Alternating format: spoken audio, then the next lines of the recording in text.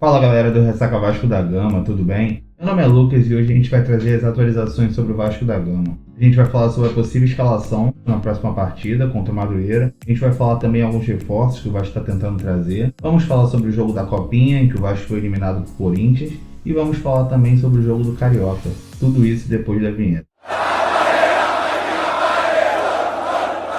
Começando pela possível escalação do Vasco, hoje o Lucas Pedrosa ele soltou no programa uma possível escalação que vai ser no 4-4-2 e eu vou trazer essa escalação para vocês aqui também. Inclusive eu gostei bastante dessa escalação. É uma escalação parecida com a que o Felipe fazia. É o Léo Jardim, Paulo Henrique na direita, Piton na esquerda, a zaga João Vitor e o Lucas Oliveira. O meio-campo é Tietê, Jair, Paulinho e Coutinho.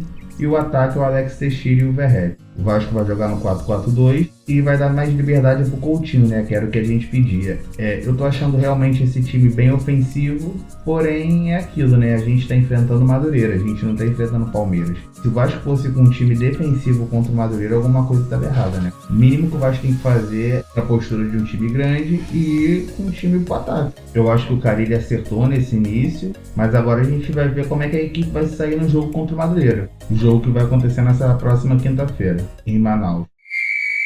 A gente também teve a apresentação do Maurício Lemos hoje e as possíveis contratações que o Pedrosa trouxe, inclusive, são 3 jogadores que o Vasco está negociando ainda. Um deles, inclusive, é um pedido do Carille, que é o Lodi Augusto. Os outros 2 jogadores é o Brian Rodrigues, que já está sendo especulado há alguns dias, e o Wanderson do Internacional. Eu vou esperar o Vasco fechar com algum deles para trazer concreta essa transferência. E a princípio eu estou gostando desse trabalho do Carille e agora a gente só aguardar um pouco mais e ver os frutos disso que vai começar a render, né? Agora a gente vai falar sobre o Campeonato Carioca. O Vasco, que empatou em 1-1 com Boa Vista, jogou melhor do que nas últimas partidas, porém é o mínimo que a gente espera, porque é um time que ele tá cada vez jogando com os titulares. Eu espero também que o Carille esteja assistindo esses jogos, porque tem jogadores que a gente está começando a ver que não tem condição alguma dele continuar no elenco. No início eu fiquei até um pouco esperançoso do Souza jogar melhor como zagueiro, porque ele tem uma boa saída de bola, porém a gente também está vendo que não tem condição, porque ele só tem uma boa saída de bola, mas ele não tem marcação, que é o principal do zagueiro. O Vasco já começou tomando um gol, e esse gol também a gente não tem como colocar também só na culpa do Souza, porque ele foi uma consequência de erros de todo mundo ali. O PH perdeu a bola, não volta para marcar, o Souza falha. E depois aquele carrinho ali que eu não entendi por que deu o carrinho, porque se ele ficasse parado ia talvez ser mais efetivo do que dar aquele carrinho. Outra coisa também que doeu os olhos foi ver o Maxime com a 10. E o Vasco não chegou aos gols também devido ao que a gente tinha no ataque, né? O Bruno Lopes ele perdeu 2 gols de cabeça que o Verratti não perderia. E é isso, o Carioca ele tá servindo para isso, pra gente testar algumas peças, pra gente ver o que vai sair daí, quais são os jogadores que vão poder seguir com o time principal também. Mas a gente tá vendo que a maioria pode ser descartado, né? O Vasco chegou ao empate com o Wallace e ainda teve a oportunidade com o Bruno Lopes. Agora a nossa próxima partida vai ser contra o Madureira. O jogo vai ser quinta-feira, às 9h30 da noite, vai ser no dia 23. E agora o Vasco já vai entrar com esse time que eu falei anteriormente, então agora a gente aguardar e esperar um resultado positivo contra o Madureira, né? Sendo que, por mais que seja obrigação, eu só espero que não iluda a gente, porque, querendo ou não, é um campeonato carioca, então a gente está jogando contra o Madureira, então por mais que o Vasco se saia bem, não quer dizer que isso aí vai ser o reflexo do que vai ser a temporada. Mas se o Vasco se sair mal, isso pode ser um reflexo do que vai ser a temporada, sim.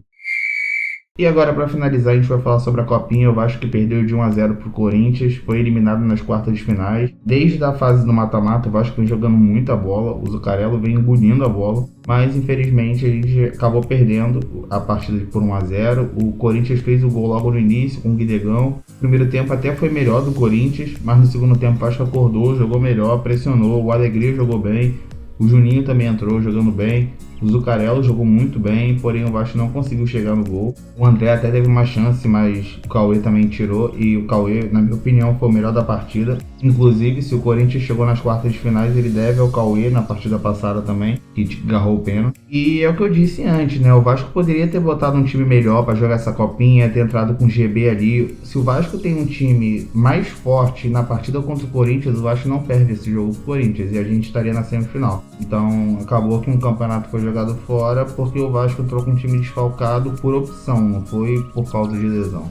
Mas da mesma forma que a gente também está vendo no Carioca que alguns jogadores podem ser reaproveitados, na Copinha a gente também está vendo que tem jogadores que futuramente com certeza vão ser aproveitados no time principal.